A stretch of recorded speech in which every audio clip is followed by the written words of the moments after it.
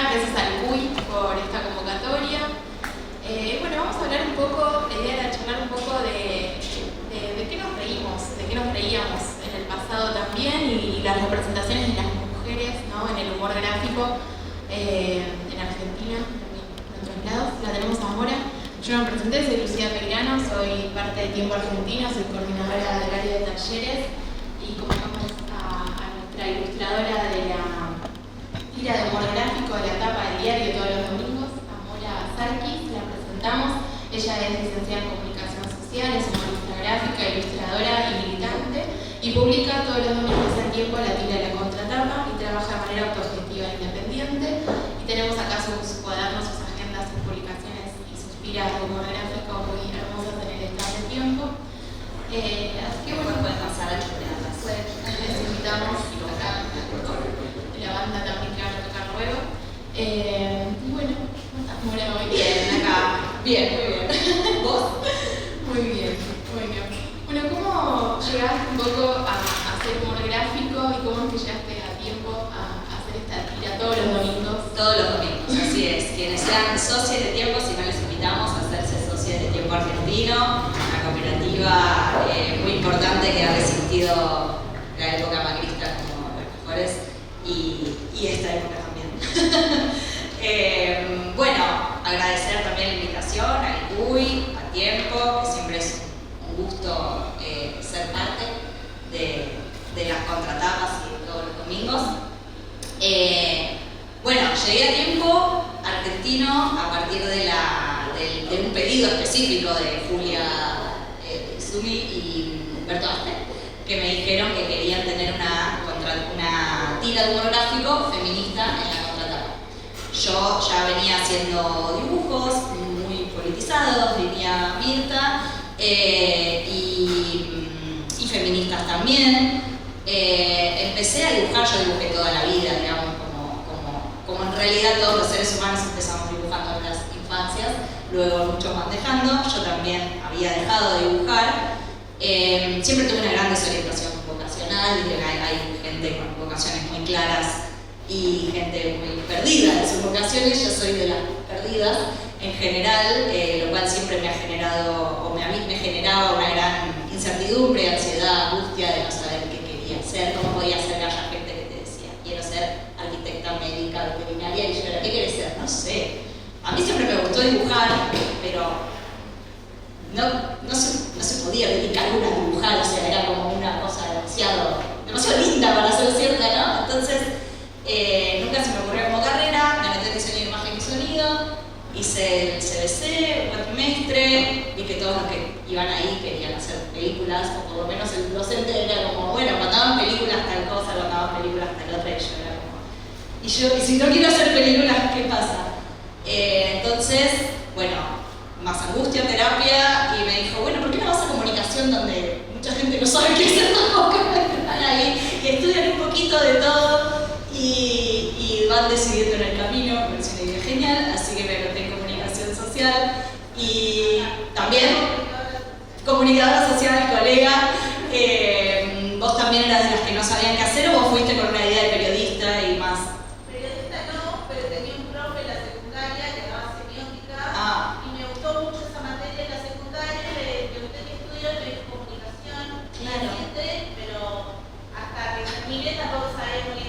Exacto, bueno, eso nos pasa mucho a los que estudiamos comunicación. De hecho, muchos te preguntan, ¿y qué hace un comunicador? Tú das por sentado que es periodista y decís, sí, periodismo, y te ahorras un montón, no es una carrera larguísima, un montón de cosas, pero está bueno porque vas viendo un poquito de todo. Y bueno, yo seguí años en la carrera y dije, bueno, me gusta lo creativo, por ahí publicidad. Claro, entras a la carrera y te hacen odiar la publicidad los primeros años, sobre todo, hasta que fui a la orientación de publicidad también, pero en la carrera era como todo lo malo, o sea, era como, ¿querés ayudar al capitalismo? ¿Eso es lo que vos querés? No, entonces dije, bueno, más desorientada aún, seguí la carrera. Y bueno, yo crecí en los 90, nunca fui una persona politizada en mi adolescencia, y bueno, a partir de 2003 y de lo que fue el kirchnerismo, la ascensión de Néstor y después más adelante de Cristina, me empiezo a interiorizar en política. Además, la carrera de comunicación, como dije, te enseñó mucho de política, o por lo menos te hace ver mucha historia, economía, sociología y muchas materias politizadas. Y bueno, empecé a interiorizar y a interesar mucho en la política. Y es en el conflicto con las patronales agrarias en 2008 donde a mí se me ocurre decir, bueno, puedo dibujar cosas que yo me había desencontrado totalmente con el dibujo, o sea, no estaba dibujando para nada. Y dije, bueno, por ahí puedo hacer esto que es humor gráfico, que se me ocurre porque venía el movimiento bloguero y todo lo que eran los medios alternativos a partir de la gran concentración mediática de ese momento que continúa. Y dije, bueno, primero puedo hacer un blog con dibujos, a ver si a la gente le gusta, para plantear cosas, ideas, debates sobre ese tema y defender a Cristina, que yo ya estaba muy metida. Y bueno, empiezo a publicar y se empiezan a viralizar los dibujos. No, perdón, me salté una parte porque en realidad esto era 2008 y a mí siempre me salió dibujar muy realista y no me salía lo que yo quería hacer, que era humor gráfico. Entonces tuve que empezar a ir a cursos y talleres y recién en 2012 me animo a empezar a mostrar lo que yo hacía después de mucha práctica y ahí recién empezaron a publicarse y a viralizarse. Ya nadie usaba blog, así que me hice el blog solo para dejarme las ganas, porque en realidad ya todo el mundo estaba con Facebook y en ese momento me hice el Facebook y ahí se empezaron a viralizar. Cuestión que empiezo a publicar, bueno, dibujos muy politizados, que por supuesto tenían todo el hate de la gente, de la oposición de ese momento. Y yo también era feminista, me consideraba feminista, también me hice feminista en la carrera, porque hice un taller de género y me dije, claro, hay que ser feminista. Y ahí empecé a publicar cosas feministas también, que recibían el hate de la oposición y también de los propios compañeros que me decían, ¿qué pasa? ¿Qué estás publicando? Parece Clarín tergiversando las cosas, me han llegado a decir. Y bueno, ahí empecé a publicar las dos cosas, feministas y politizados, que un poco tienen mucho que ver. Y bueno, al calor de las luchas de 2018 por la legalización del aborto, aparece Julia y me dice, Humberto, en realidad primero, después Julia, y me dicen que bueno, tenían ganas de hacer una tira en la contratapa que sea feminista. Yo ya estaba trabajando de manera autogestiva porque con el macrismo me quedo sin trabajo. Yo trabajaba en la jefatura de gabinete haciendo tareas de visualización de medios y clipping y me quedo sin trabajo en el macrismo y digo, bueno, ahora seguro un medio me contrata para trabajar en la contratapa. Eso no sucedió, mandé portfolio por todos lados, nadie reaccionaba. Pero dije, bueno, evidentemente está complicado ser muy politizada y para este lado durante el macrismo, o sea, ¿qué medio me iba a publicar? Bueno, sucede todo lo de tiempo, yo hago un dibujo cuando sucede lo de la patata de tiempo, que lo publican en tiempo y ahí empieza un poco la relación con ellos. Y bueno, recién en 2018 consigo mi trabajo de humorista gráfica tan deseado en la contratapa de tiempo y nada más y nada menos que pidiéndome específicamente una tira de humor gráfico feminista. Que al principio fue como, bueno, se me van a acabar los temas, o sea, voy a hacer 5, 10, 15 y me voy a quedar en blanco, o sea, qué miedo me daba, pero bueno, no sucedió porque claramente el feminismo evidentemente nos da mucho que hablar y que también se posiciona como una forma de ver las cosas, no es solamente un tema, sino que es una mirada, una forma de ver. Mucho por deconstruir, sí, por desnaturalizar todo lo que vivimos cotidianamente. Hemos hablado ahí con Mora, ¿no? Que hoy por hoy podemos ver que hay muchas mujeres haciendo humor gráfico, pero antes no había, sí estaban capaz representadas de una manera particular, que ahora vamos a ver, tenemos este proyecto para mostrarles cómo es que aparecían las mujeres, cómo aparecíamos las mujeres, ni hablar de la del colectivo LGBTIQ+, ¿no? Que capaz ni aparecía. ¿Y cómo podés contarnos desde tu recorrido, ¿no? ¿Cómo están representadas las mujeres en el humor gráfico argentino antes de todas estas deconstrucciones o desnaturalizaciones? Bueno, si quieren pasar a una primera para ir sí. Nosotras ahora hay muchas que hacen dibujos, muchas que hacemos humor gráfico, sin embargo en las contratapas seguimos no apareciendo. Si uno agarra las contratapas de los principales diarios, aparece Alejandra Lunik en La Nación y yo, Alejandra Lunik además entre un montón de varones, y yo en la contratapa de Tiempo, y después no hay más mujeres. Caro Chinaski tuvo también una en Tiempo Argentino, en la pre-Macri, pero luego son todos varones. Entonces todavía falta mucho, por más que haya cambiado algunas cosas. Como decía Lu, trajimos unas imágenes de un... Bueno, la tira Pancho Talera de Arturo Lanteri de la revista El Hogar en la década del 20. Empiezan a aparecer las mujeres, obviamente representadas por varones, como en todos los ámbitos públicos eran los varones los que se ocupaban de todo, y nosotras en lo privado. Y por supuesto las mujeres éramos habladas por varones, no éramos de quienes hablábamos. Entonces aparecían todos los estereotipos bien marcados y por supuesto éramos el objeto de burla muchas veces y no sujetas, ¿no? Ahí, bueno, el clásico, típico estereotipo de mujer, aparece, digamos, la esposa insoportable, al pobre varón víctima y la hija muy, en general, medio tonta y preocupada por su imagen. Siempre en alianza con esa madre para, sí. para sacarle algo a ese marido, ¿no? Sí, acá es otro, digamos, es el mismo, pero bueno, eran tiras costumbristas que aparecían en el diario, en la revista Atlántida. La fórmula es muy parecida, no sé si les suena, a Casados con Hijos, o sea que sigue sucediendo el mismo estereotipo de la mujer insoportable, la hija tonta, la suegra insoportable también, y el objeto de deseo en general, la mujer diosa, fuera del matrimonio, ¿no? Del pobre, del tipo que quiere conquistarla. Pero bueno, pasamos. Bueno, esta era Señorita Pilar de Libro para Manejar, así se llamaba el nombre de la tira.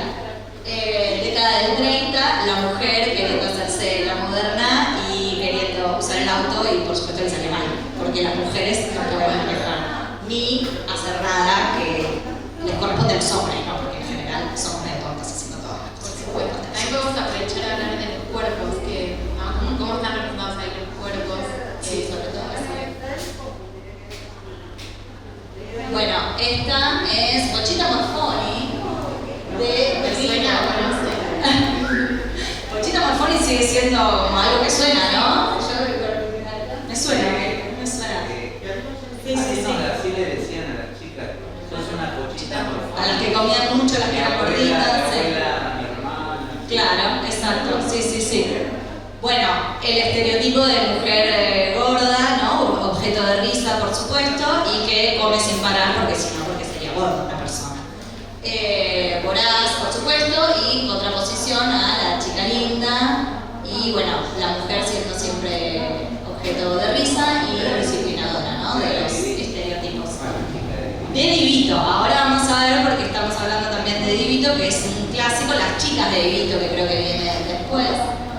Ahí está, diosas espectaculares, por supuesto, la suegra fea y la insoportable y enojada. Ah, no, esa es la mujer, seguramente, porque está el tipo queriendo acostarse con la linda y la mujer es la fea, por supuesto. Bueno, a mí, yo fui a talleres de caricatura y de dibujo y me enseñaron a dibujar este cuerpo y dije, bueno, hoy clase, chica Divito. Mierda, se sigue queriendo que dibujemos así a las chicas. No sé si ven que la cintura es más chica que su cuello. Ni siquiera es poco saludable, es irreal, ya no hay forma de alcanzar ese estereotipo. Y bueno, sí, como decíamos, los cuerpos eran representados eso, de las dos maneras, o indeseable o deseable, y unas figuras absolutamente imposibles de lograr. Bueno, ¿no? Condorito, esta la cortó la compañera porque tiene todavía una revista de Condorito, chistes de violadores, ¿no? Chistes de el Condorito que llama a una chica linda y aparece una fea y vieja porque tiene 27 años, o sea, y dice, vuelva cuando tenga 20, le dice, a ese nivel, digamos, en general, nada. Obviamente no éramos las mujeres las que dibujábamos y las mujeres que aparecían eran todas objetos de burla y muy disciplinador, ¿no? Todo. Quería decir algo. ¿Qué? Tengo que guardar todas mis historias. No, las pueden ver con ojo crítico. Lo importante es poder mirarlas críticamente, exactamente, no censurar nada, pero sí entender qué es lo que nos pasaba, ¿no? Bien, esa es Ramona, de Divino Palacio, muy interesante también, un personaje migrante de España, porque, bueno, tiene las cejas clásicas españolas que le hacían en esa época. Y es bruta, como otro estereotipo, ¿no? Clásico. Y bueno, era un personaje empleada doméstica que se equivocaba y que era bruta y que hacía todo mal y que era muy inocente y confundía las cosas. Bien, esa es Ramona. Pasemos a la siguiente. Pero acá aparece nuestra querida Mafalda, que seguramente todos la quieren muchísimo. Quino cambia un poco eso, si bien sigue siendo un varón hablando por las mujeres. Mafalda aparece ya con una mirada crítica hacia los estereotipos femeninos, representada, bueno, ella criticando, digamos, la vida a la que está sometida su mamá, siempre mostrando qué te gustaría hacer si vivieras, y las mujeres han jugado un trapo en la historia de la humanidad, y con papel. Y bueno, la figura de Susanita también, ¿no? Por supuesto, mostrando, no porque esté mal que Susanita quiera tener muchos hijitos, porque no hay nada de malo en eso, pero sí Susanita decía que ese era el deber ser, ¿no? De las mujeres. La única opción posible, y que como Mafalda no quería hacer eso, ¿no? Bueno, Quino cambia un poco el eje, si bien sigue siendo un valor hablando por las mujeres, por lo menos hay otra mirada de lo femenino. Bueno, y ahí esta imagen se la hemos robado un documental de Sasturain sobre el humor femenino, y es muy bella y muy representativa porque aparece nuestra querida amada Eugenia Maitena, y abriendo el camino a un montón de otras mujeres. Si bien había algunas otras que empezaron en humor y en sex humor, Maitena fue como un quiebre por su popularidad y su virtuosismo, ¿no? en el dibujo, y por empezar a hablar de mujeres también, ¿no? Dejamos de ser entonces habladas por otros y empezamos a hablar nosotras mismas. Si bien Maitena tiene muchos estereotipos también, como hablábamos ayer, y hay mucho de la mujer que se obsesiona con ser flaca o que, bueno, le da culpa a la maternidad o la no maternidad, me parece que por lo menos instala temas y muestra cómo el patriarcado también nos afecta y nos oprime. Y digo, no todo es fácil de liberarse de todas las opresiones patriarcales que llevamos en nuestro cuerpo y en nuestra vida. Y desde ya, una mujer haciendo humor ya es un acto feminista en sí misma. Ella dice que no se consideraba que hacía feminismo, digamos, pero sí era una mujer haciendo humor gráfico, y eso ya es por sí mismo un acto feminista. Bueno, después todas las otras mujeres que han venido. Ahora pasamos a la siguiente. Bueno, acá Maitena, diciendo ella que no hace feminismo, pero la verdad es que tiene chistes muy feministas, ¿no? Esto de yo machista, si te hago las compras, si te recojo la mesa, si te ayudo con los niños, la mina. Y bueno, también cómo criar un hijo machista, un hombre machista, y muchos otros que tiene también. Que aprovecho de decir que hay una muestra muy linda de Maitena en el CCK, si no la han visto, hasta abril está, y es realmente muy muy buena. Mucho de su trabajo ahí, y ella, digamos, ahora le da unas vueltas feministas muy interesantes y dice, bueno, yo hacía feminismo sin darme cuenta, ¿no? Bueno, igual Maitena empieza también primero en sex humor, porque estas son las tiras que hace en Paratí, en la revista Paratí, que salía mensualmente o semanalmente, no recuerdo, para una revista de mujeres, por supuesto, bueno, pero también está en sex humor, y es un personaje que se llama La Fiera, que no tengo acá imágenes, pero que es muy linda porque es una mujer fiera, es fea, se considera fea, pero es muy sexual y nada, le gusta, pone, digamos, el deseo en lo femenino, y no solo las mujeres como objeto de deseo, sino también como sujetas deseantes y deseosas de varones.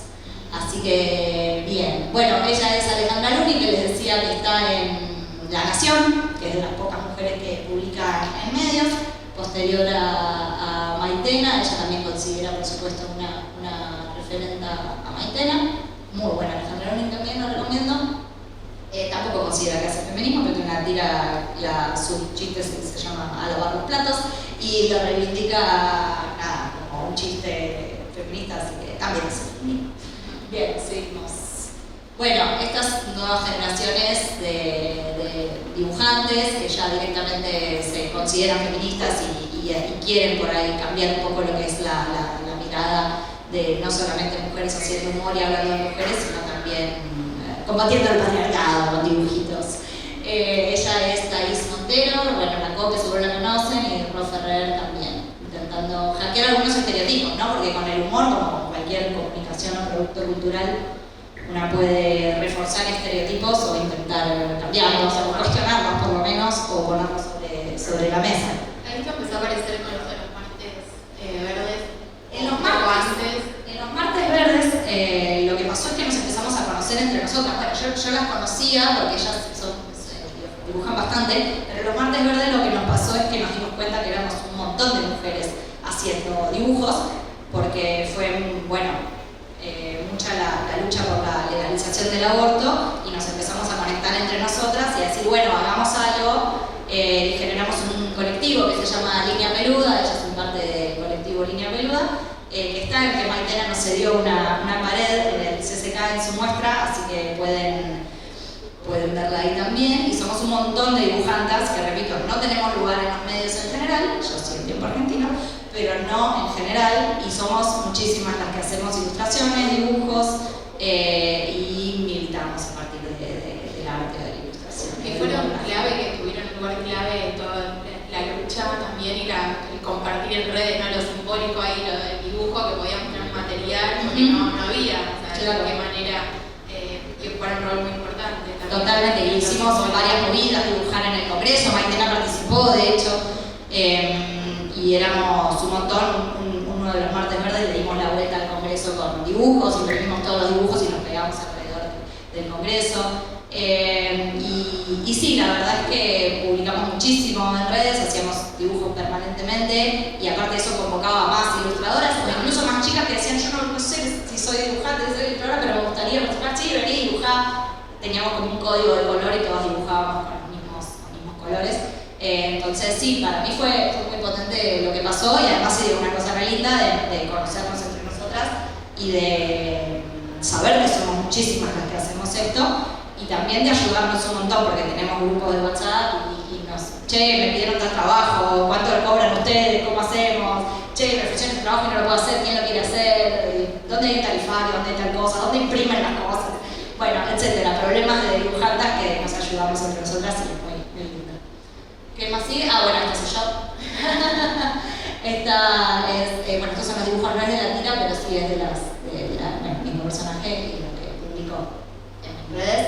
La idea es un poco, desarmar ciertos discursos, ponerlos en cuestión por lo menos. Y bueno, esto fue cuando fue la situación del desahogo sexual, cuando un juez dijo que una violación había sido calificada como desahogo sexual, entonces como que le bajaba la pena, porque era desahogo sexual. Eso, derivó en eso. ¿Qué más? ¿Qué sigue? Bueno, estos son los dibujos de los martes verdes, Línea Peluda, que dimos la vuelta al Congreso con dibujos, y los invito a entrar a Línea Peluda, porque somos realmente muchas y muy talentosas las compañeras que dibujamos. Compañeras y compañeros también hay. Bueno, este es un dibujito muy lindo de Sendra. Dice: último momento, el 60% de los directores de empresas deberá estar integrado por mujeres. Además, será obligatorio que antes de cada reunión se hable de George Clooney, tampones y dietas. Estamos en todos los detalles, aseguró el gobierno. Así nos calificó Sendra hace 2 años nada más. Esto no es de 1920 como las aventuras del Pancho Talero, sino que sucedió hace 2 años. Así que bueno, mucho por hacer todavía. Y era, se supone que un progre para nosotros. Sí, Sendra era un progre. Bueno, es que lo progre es también machista, por en general el sentido común es machista. Entonces hay mucho por desarmar, por supuesto. Bueno, hay muchos temas igual vamos a hablar, pero me interesa esto que vos siempre compartís de cómo es reírnos sin discriminar, ¿no? Como de qué nos reímos y qué se reproduce ahí en ese humor que tanto tenemos naturalizado, como decíamos al principio, de la gorda. Sí, del gay, de la gorda, de todo lo que... Sí. ¿Cómo es crear ese humor sin discriminación y correr el eje, cambiar el eje de lo que nos Sí, obviamente a una le puede causar risa un montón de cosas y no podés controlar lo que te causa risa o no te causa risa, pero sí saber que hay risas o humores que son violentos, o sea, que se configuran en violencia simbólica porque refuerzan estereotipos, porque dañan, porque hacen mal, y porque la violencia simbólica al fin y al cabo es la base de todo el resto de las violencias, o sea, cuando se fomentan estereotipos y cuando no se intenta luchar contra los estereotipos, luego sucede en el resto de las violencias, en la clásica pirámide que uno conoce, ¿no?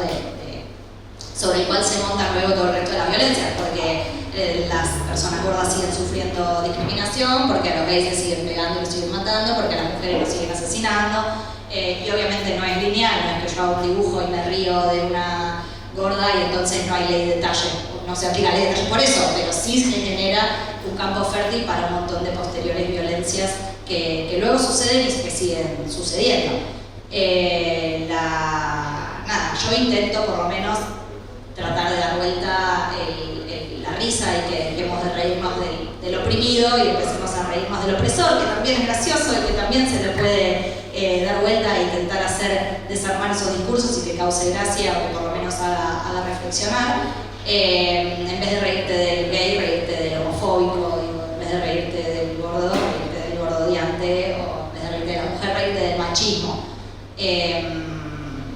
Pero bueno, nos siguen diciendo no, ya no se puede reírse de nada, y no, bueno, vos podés elegir reírte de lo que quieras, obviamente, pero bueno, hay cosas que son violentas y que están tipificadas dentro de lo que se llama violencia simbólica, que es una ley.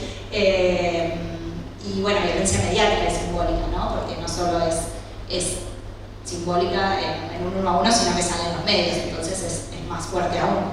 Pero bueno, nada, me parece que está bueno intentar hackearlos y con humor y con dibujos. A veces el dibujo entra sin que te des cuenta, ¿viste? Nada, ves un dibujito y dices, qué lindo, lo leo, y de repente accedes a ciertas personas que por ahí no se pondrían a leer un texto larguísimo sobre feminismo o entrarían a una página específicamente feminista, pero bueno, ven un dibujito, lo leen y por ahí les hace algún tipo de ruido, o se enojan, muchos se enojan. Tengo haters, por supuesto, muchísimos haters, pero bueno, nada, yo también tengo mucha gente que le gusta lo que hago, por supuesto, y yo imagino siempre, no sé, que llegue el diario a las casas y por ahí lo leen y se ponen a pelearse entre ellos porque están en desacuerdo, o por lo menos se preguntan, che, no entendiste el chiste porque no sé lo que es el techo de cristal. Bueno, a ver, te explico, papá, el techo de cristal es tal cosa. No sé, me imagino que también tiene formas de visibilización que por ahí llegan un poco más y aunque molesten, está bueno que suceda. Incomoda, ¿no? Te incomoda. La incomodidad genera preguntas también. Exacto. Y genera una construcción de otras posibles realidades, otros posibles imaginarios, otras posibles formas de contar las cosas.